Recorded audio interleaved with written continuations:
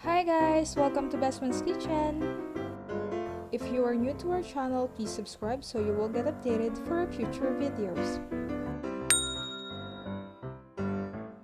Today, we're going to show you how to make ube crinkles.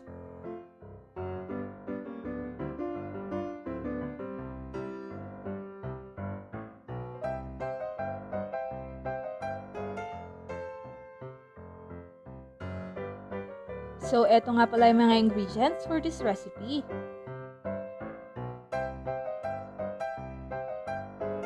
Tara, simulan na natin. Una, isift muna natin ang all-purpose flour, sugar, baking powder at ang salt.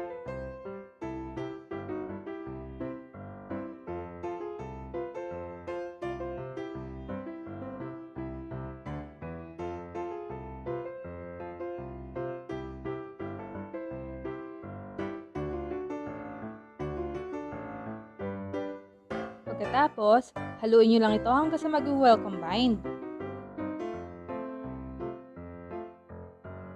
After that, ilagay nyo na yung itlog, one at a time.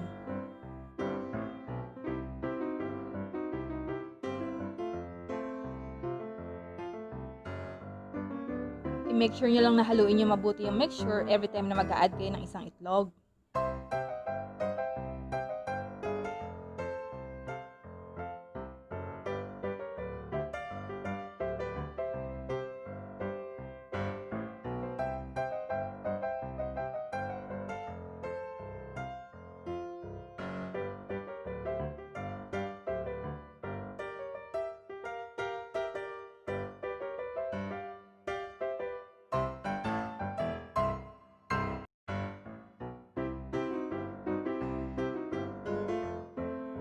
After yung malagay ang lahat ng itlog, ilagay nyo na yung oil. I-make sure nyo pala guys na vegetable oil ang gamitin nyo for this recipe.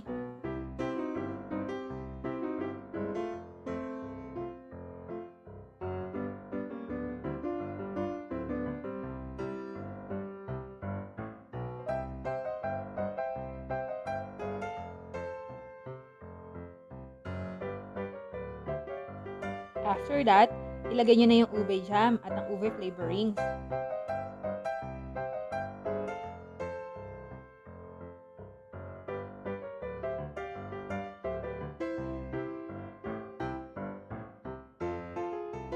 Then, haluin nyo lang itong mabuti hanggang sa maging well incorporated.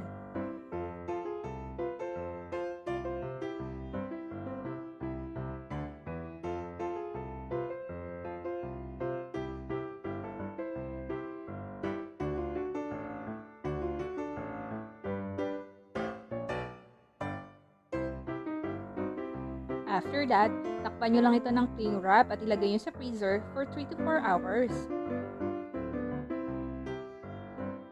By the way guys, if you still haven't subscribed to our channel, please do so. Just click the subscribe button and hit the notification bell. After 4 hours, ready na ang crinkle dough natin.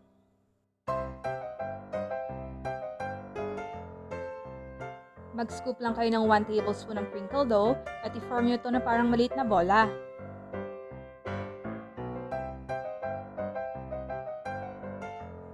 After that, i-coat nyo ito ng powdered sugar. Isang tip para ma-achieve nyo yung perfect wrap ng crinkles, i-coat nyo lang ito sa powdered sugar ng 2 beses at i-bake nyo right away.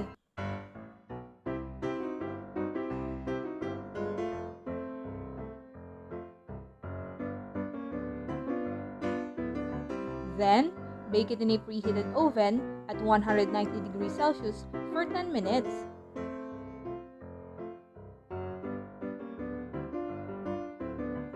After 10 minutes, eto na magiging itsurang crinkles natin after baking.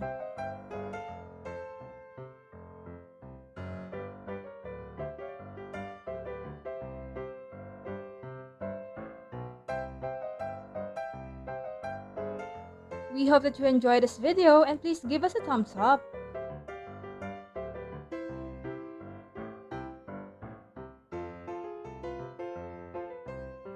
You can also comment down below if you want to request recipes that we can feature on our next vlogs.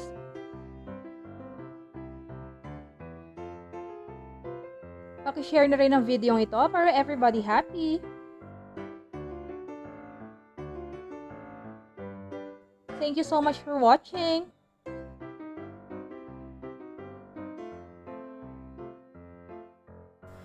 Don't forget to subscribe. Bye guys, till our next vlog.